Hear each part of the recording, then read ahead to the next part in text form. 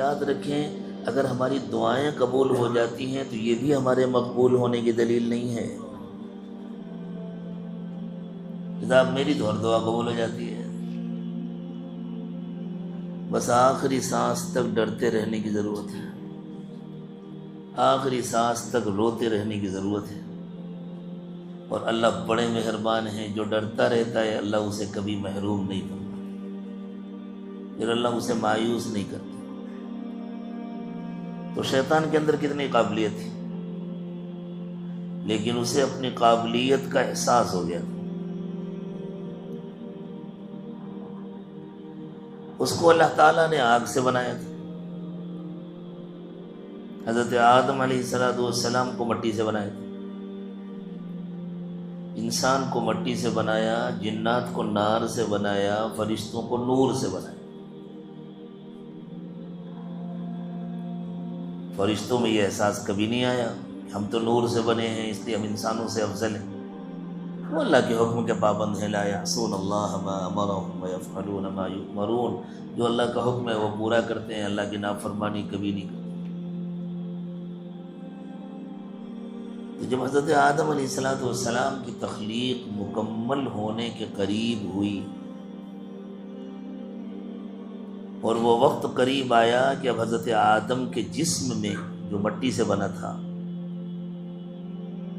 اللہ تعالیٰ اپنی روح ڈالیں، تو اللہ نے فرشتوں کو پہلے سے حکم دے دیا، اور چونکہ ابلیس بھی فرشتوں کے ساتھ رہتا تھا بلکہ فرشتوں کو استاد بنا ہوا تھا،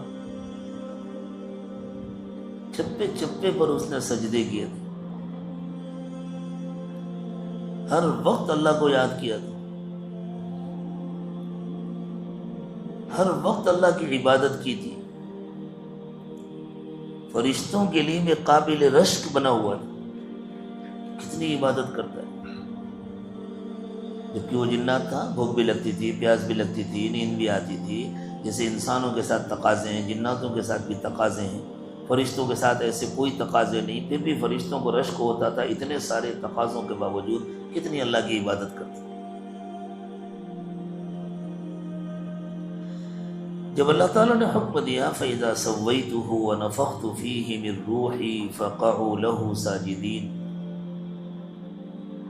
کہ جب میں آدم کی تخلیق مکمل کر لوں اور آدم کے جسم میں اپنی روح ڈال دوں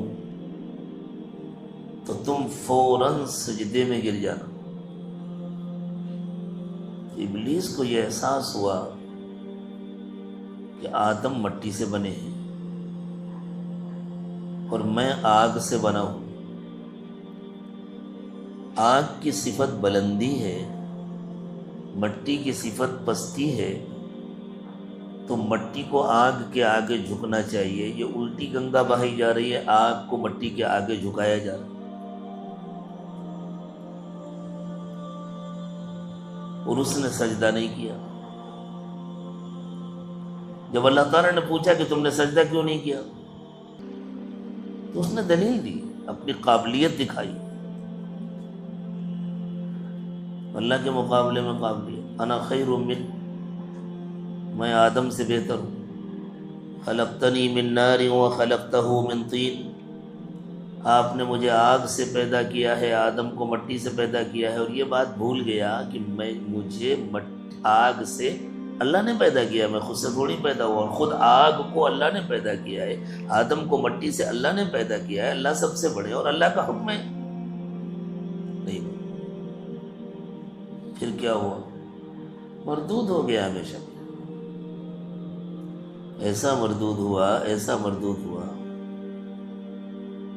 کہ جو شخص شیطان کی مذمت نہ کرے، جو اسے برا نہ کہے اور دل سے برا نہ سمجھے، اس کا ایمان قبول نہیں ہو سکتا۔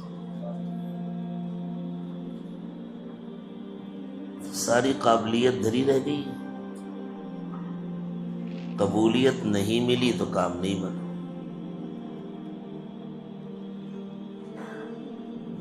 فرعون کتنا بڑا حاکم تھا اور کتنا ناز تھا اس کو اپنی حکومت پر، کہتا تھا الیس لی ملک مصر، کیا میں مصر کا بادشاہ نہیں ہوں؟ کیا مصر میں میری حکومت نہیں ہے؟ وَهَذِهِ الْأَنْهَارُ تَجْرِي مِن تَحْتِي، اور یہ نہریں جو میرے پیروں کے نیچے بہتی ہیں، کیا یہ میرا بنایا ہوا نظام نہیں ہے؟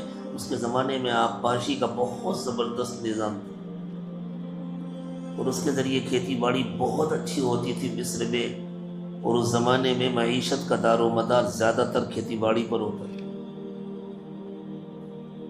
اتنا زبردست حاکم تھا،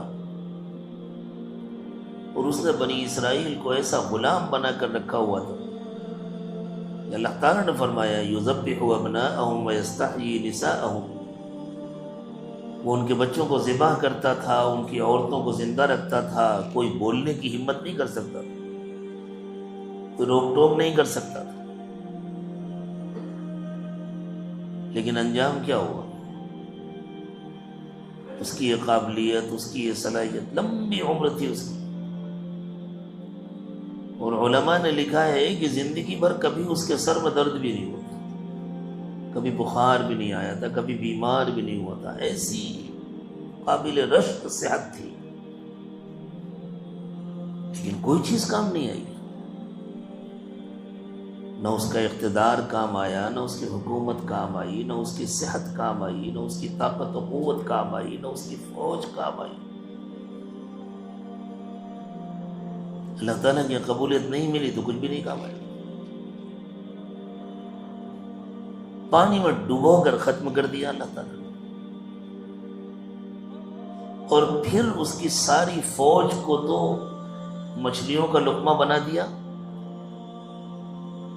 اس کے جسم کو بچا کر سمندر سے نکال کر قیامت تک کے لیے عبرت کا نمونہ بنا دیا، آج بھی رکھا ہوا ہے۔ لوگ دیکھیں، یہ ہے جو کہتا تھا انا ربکم الاعلی۔ ایک طرف فرعون کی ایسی حکومت تھی، اور پھر اس کا یہ انجام ہوا۔ نمرود کی کیسی حکومت تھی، آج کسی کو پتہ ہے نمرود کی اولاد کہاں ہے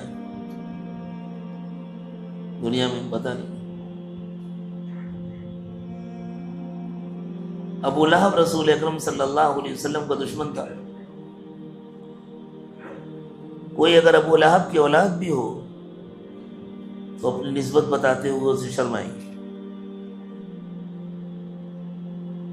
ہمارے یہاں ایک مرتبہ ایک عرب جماعت آئی تھی، اس میں ایک صاحب کسی عربی ملک سے تشریف لائے تھے، ان کا سلسلہ نسب ابو لہب سے ملتا تھا۔ بات نکلی تو انہوں نے شرماتے ہوئے بتلایا کہ ہاں میرا سلسلہ اس سے ملتا ہے۔ کیسا انجام ہوا ان لوگوں کا؟ کوئی قابلیت کام نہیں آئی۔ تو اللہ تعالیٰ کے ہاں قبولیت کا اعتبار ہے، قابلیت کا اعتبار نہیں ہے۔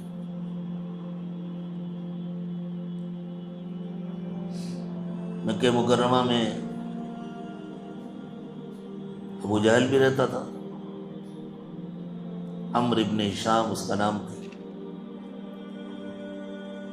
بہت خوبصورت تھا، بہت مالدار تھا، بہت ذہین اور سمجھدار تھا، بڑے بڑے مسائل نمٹاتا تھا، بڑے بڑے مقدمات کے فیصلے کرتا تھا، حتیٰ کہ مکے والوں نے اس کو لقب دے دیا تھا ابو الحکم کا۔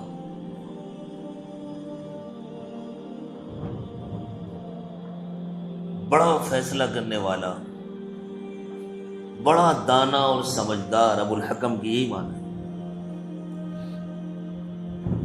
وہ تو اس نے جب رسول اکرم صلی اللہ علیہ وسلم کی مخالفت کی اور دشمنی کی حد کر دی تو اس کو ابو جہل حضور نے کہا۔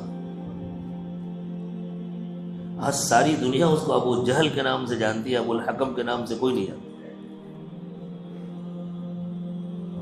لیکن اس کا حسن و جمال، اس کی خاندانی عظمت و رفعت،